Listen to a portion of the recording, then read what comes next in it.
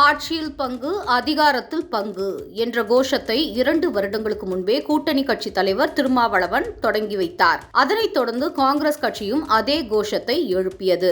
75 ஆண்டுகள் கடந்த திமுக அதன் வரலாற்றிலேயே இதுபோன்ற சோதனையை சந்தித்தது இல்லை. கூட்டணி கட்சிகள் அதிகாரத்தில் பங்கு கேட்பது 1989 இருந்து வருவதுதான். ஆனால் கருணாநிதி போன்ற ஆளுமைமிக்க தலைவர்களால் இந்த கோரிக்கையை எளிதாக புறக்கணிக்க முடிந்தது. ஆனால் இன்று கருணாநிதி இல்லை. அது மட்டுமல்ல, அன்றைய கள நிலவரம் வேறு. நடிகர் ஜோசப் விஜயின் உதயம் திமுக கூட்டணியை சற்றே அசைத்து விட்டது. திமுக கூட்டணியிலேயே தொடர வேண்டும் என்ற அவசியம் கூட்டணி கட்சிகளுக்கு இல்லை. விஜய் கட்சி ஒரு புதிய ஆப்ஷனாக தெரிகிறது. பேச்சுவார்த்தை தீவிரமடைந்து வருவது போல் உள்ளது. திமுகவின் கூட்டணி கட்சிகளின் தவிப்பை புரிந்து கொண்ட நடிகர் விஜய் ஆட்சியில் பங்கு கொடுப்போம் என்று அறிவித்து திமுகவிற்கு மேலும் சங்கடத்தை அதிகப்படுத்தினார். எனவே ஆட்சியில் பங்கு என்ற கோரிக்கையை நிராகரிப்பது திமுகவுக்கு அவ்வளவு எளிதல்ல. சிறிய சிறிய கூட்டணி கட்சிகளுக்கு திமுக தேவை. அதே சமயம் தேர்தலில் வெற்றி பெற திமுகவுக்கும் கூட்டணி கட்சிகளின் உதவி தேவை. கூட்டணி கட்சிகளின் தயவு இல்லாமல் திமுக வெற்றி பெற்று ஆட்சி அமைத்ததாக சரித்திரமே இல்லை. தங்களுடைய ஆதரவில்தான் திமுக ஆட்சி அமைத்து வருகிறது என்ற உண்மையை விலைபேச ஆரம்பித்து உள்ளன கூட்டணி கட்சிகள். இன்றைக்கு இதுதான் நடைமுறை சிக்கல்.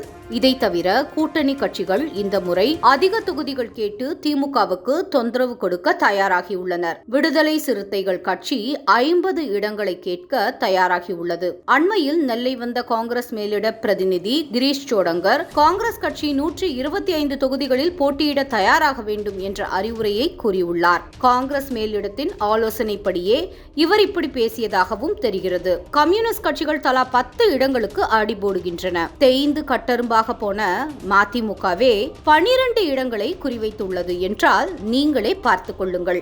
இவை அனைத்தையும் கணக்கில் கொண்டால் திமுகவுக்கு என்ன தொகுதிகள், எத்தனை இடங்கள் மிஞ்சும்?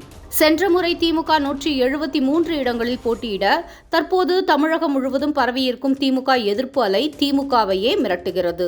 இதைவிட குறைந்த தொகுதிகளில் போட்டியிட்டால் திமுகவுக்கு தனியாக கண்டிப்பாக அறுதி பெரும்பான்மை கிடைக்காது. கூட்டணி கட்சிகளை தக்க வைத்துக் கொள்ள வேண்டிய நிர்பந்தத்திற்கு இன்றைய திமுக தள்ளப்பட்டுள்ளது.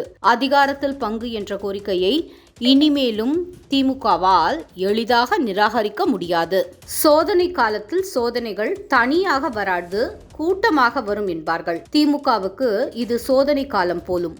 சோதனை மேல் சோதனை. திருமாவளவனின் துணை முதல்வர் கனவு திமுகவுக்கு மற்றும் ஒரு சோதனை. உதயநிதியை விட திருமாவளவன் எந்த விதத்தில் குறைந்தவர்? திருமாவளவனின் கனவை நினைவாக்க நடிகர் விஜய் உறுதியளிப்பார். நல்ல வேளையாக காங்கிரஸ் கட்சியில் யாருக்கும் துணை முதல்வர் கனவு இன்று வரை இல்லை. திமுகவின் கூட்டணி கட்சிகள் விஜயுடன் கைகோர்க்கும் வாய்ப்புகள் நாளுக்கு நாள் அதிகமாகி வருகிறது. ஒவ்வொரு சனிக்கிழமையும் நடிகர் விஜயின் சுற்றுப்பயணத்திற்கு வரும் மக்கள் கூட்டமும் திமுகவை மிரள வைத்துள்ளது. நடிகர் விஜய் கட்சி திமுகவிலிருந்து இளைஞர்கள், பெண்கள், சிறுபான்மை வாக்குகளை பிரிப்பதை கருத்து கணிப்புகள் தெளிவாக கூறுகின்றன.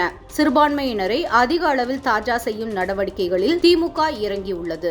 இந்த வருட தகைசால் விருது ஒரு இஸ்லாமியருக்கே கொடுக்கப்பட்டது.